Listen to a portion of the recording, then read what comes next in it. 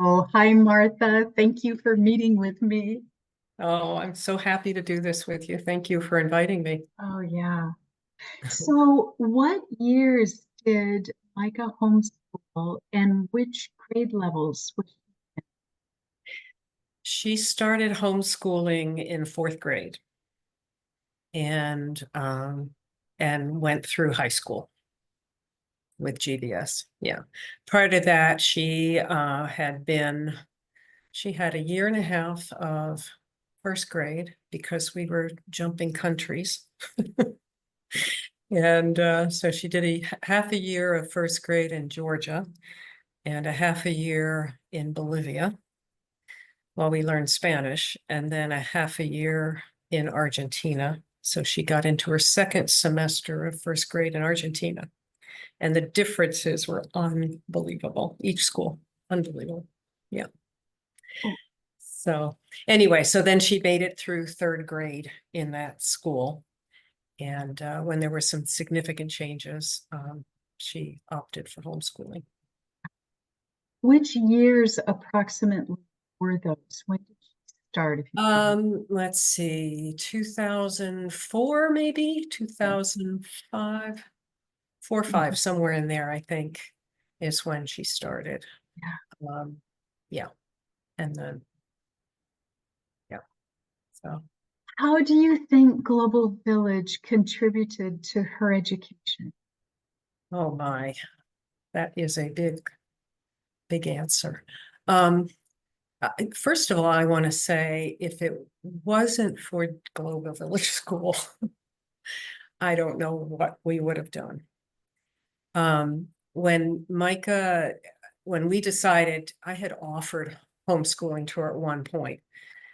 And she had said no. We were going back to the States for a little bit, and I thought I can get curriculum and I'll figure it out. And when we come back, I'll homeschool. And she said no. And so I didn't get prepared. And when we got back to start fourth grade, because of different circumstances I won't go into, I couldn't get her to stay in school. And so I finally just felt like, okay, we're gonna figure this out. I felt like I was diving into a pool and I wasn't sure there was water there. Um, and I had done some internet research back when she hadn't made a decision, and I just wasn't getting anywhere. I didn't quite know what to do. And so I just let it go. And so now suddenly it's like we're there and this is what we're doing. And help out to the universe. And I went on the internet, and the first thing that showed up was Global Village School for Peace and Diversity Studies. I looked at it. It had there was an alignment with my thinking, our thinking. And so I contacted, I guess I probably met Sally then. And we started the process. And I tell you, I feel like it saved us. It saved me because I had no idea what I was doing. And I had a lot to learn. I had a lot to learn, and I needed people who knew, who could give me the support I needed to figure it out. So I guess this is just sort of a continuation of that question. So what do you remember about parenting and teaching Micah during those years? Yeah. Um, well, we went through the process of clarifying her learning style, also mine as well. And I think they couldn't have been more different. And so there were some recommendations on things to do.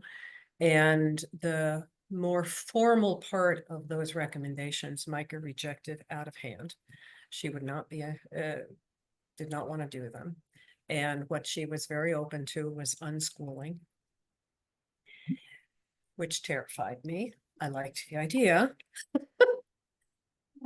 But so part of that process of teaching Micah was the book that was recommended to me was Homeschooling Our Children and Unschooling Ourselves.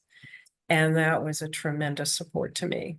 And so basically, she led the learning and did an amazing job, actually.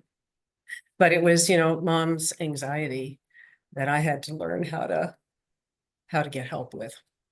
Yeah. So she didn't seem to be very anxious about anything. She just moved ahead. I would love to meet her now. You've already given me such great ideas about who you are as a teacher and also just how you move through the world. And now I have some ideas about how Micah moves through the world too, just from what you've shared there. Yeah. Yeah. Um, Yeah. so what do you most about Micah being with global? Well, um, Micah learned to learn. Not only did she learn things, but she learned the process of learning and investigation. And that has really helped her in her advanced education. She's now a veterinarian. And, but I remember, when she first went to school, to college, she, she hadn't really been used to testing and that kind of formal, nerve-wracking experience. I'm not saying she didn't have some testing along the way, but not anything quite that intense. And then she also had some teachers some professors that didn't teach very well, that she didn't learn easily from, should I put it that way. And so I remember talking with her about it at one point. I said, well, you've learned how to do those things. You've learned how to find that information and teach yourself. And she said, yeah. And so that's what she did. She just knew, she had the books, she had the materials, and she just dug into them and sorted it out and got through those classes quite actually with flying colors. I believe it. I Yeah, believe it. so that was a wonderful outgrowth of her experience with GVS. Yeah. You have a favorite memory of Uh-huh. her time with Global Village School? Maybe your time with Global Village. Well, yeah, they always relate to me, obviously. And I think one memory I have, and I guess there are several in the sense that I had some basic anxieties with the way things were going. Like she was not, when I'd ask her to write, she didn't want to do it. And so I remember talking to my consultant at that time, it was Victoria. And I said, she doesn't want to write. Or if she's writing, she doesn't want to show me. And she said, is she drawing? I said, yeah. Well, she draws all the time. Is she reading? Yeah, she reads all the time. She said, then she's writing. She's just not ready to put it down in the style that you're asking of her. And one day I came home. So I relaxed a little bit on that. Didn't push anything. And one day I came home and she was in my office on the computer. And she said, Mommy, don't come in here. Don't come in here. So I didn't. And then at one point she asked me to come in, and she opened up and gave me this incredible gift of a piece that she'd written. And her interests have always been animals. And it was dialogue with all the proper punctuation between two animals. And it was really beautiful. It was just gorgeous, and it was fun. And I was just like blown away.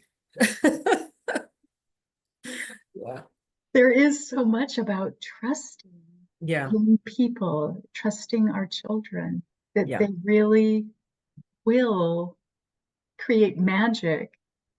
We just need to step out of the way. And yeah, yeah, for sure. Yeah, uh, yeah. The other one, the other anxiety I had was I had some math games and we play them, and some of her friends would come over and we'd do that. And she was willing to participate when her friends were involved. But again, on a formal level, she just wasn't interested. And if it didn't, I think this was one of the pieces, if it didn't have a lot of meaning for her, then what was the point? And I don't know that that was conscious for her, but I think that's underlying some of her not wanting to do things.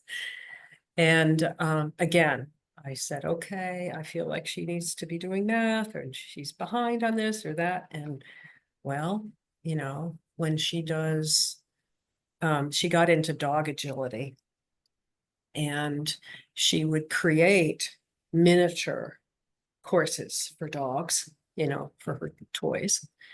And then at one point, my husband is good at construction and woodworking, and he helped her build an actual dog agility course in our backyard, which was very small, but we made it.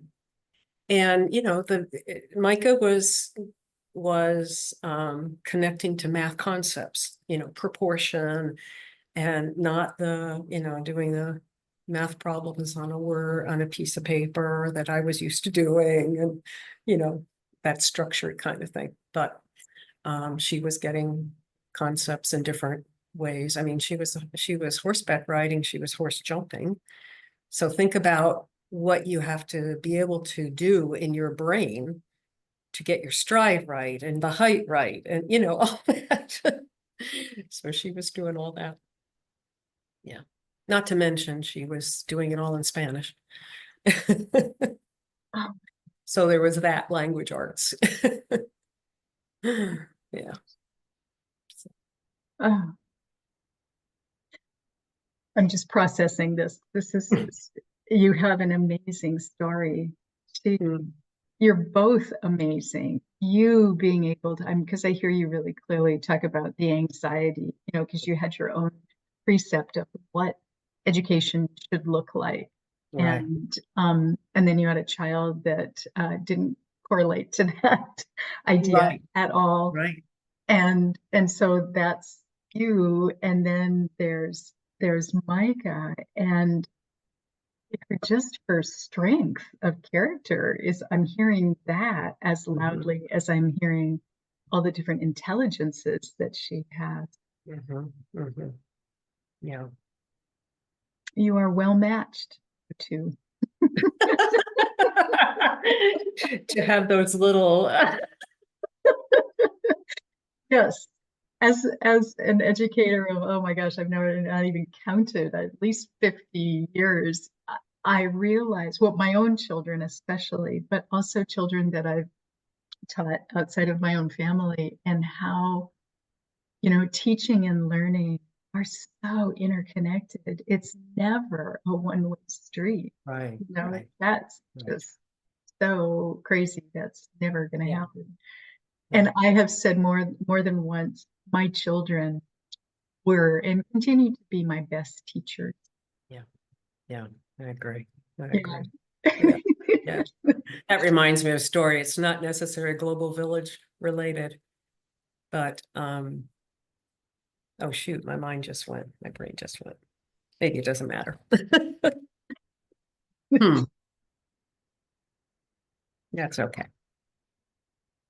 Anything else you would like to add to any other thoughts or memories or I think the other I guess two things. Um, one is we did the unschooling way up through 8th grade. And then I had come to the end of my ability to bend anymore. And my husband took over, but we agreed that we wanted Micah in a more formal, not formal school, but a more formal curriculum. And so, and I think she was 16, 15 or 16 at this point, maybe a little younger. Certainly not older than 14. And we asked her to make that switch. And that reminds me of one of the things my consultant said was, at a certain point, Michael will choose to meet the world where the world asks her to meet it. And that's really when that started, when we did that. And she rose to the occasion. And she did all those math courses, I think, in about a year. I mean, she just boom, boom, boom, boom, and all this stuff to get through, you know, formal high school, a more curriculum focused high school. And she was ready. Yeah. So, and the interesting thing was, when she told us she wanted to be a veterinarian, I thought, this is not somebody who likes to sit down and study books, you know, and she likes to read and explore and learn, but I just could not imagine her sitting down with a chemistry book or that kind of thing.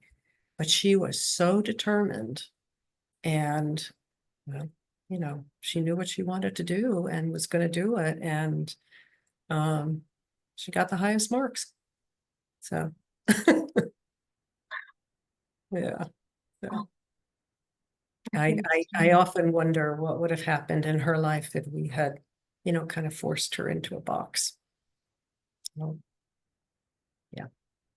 She sounds like the kind of person that would figure it out, but Yeah. yeah, thank goodness she didn't have to. Right. Yeah. Yeah. Oh, wow. Thank you, Lisa. This is, Yeah. what a special story. What an amazing young person your daughter is. Yeah. And you too, and clearly your husband as well. Wow. Well, thank you. Yeah. It is so fortuitous. I understand it is so fortuitous that you found Global Village School, because what a perfect match. Yeah, absolutely. At the moment that it was needed, it fell into our laps, and yeah, it's wonderful. Let me share one more thing. Yeah. We were in mission work in Argentina, and we were with the United Methodist Church, or the Argentine Church of Methodist Argentine Church, whatever they call it in Spanish. And you know, so she got raised with that background. And one of the things I loved about GVS is when it came to do her writing course, she chose to do it in the field of Buddhism. And it really nurtured her and supported her. And she even took that into college and became active in a community group, a college community group with people who were interested in that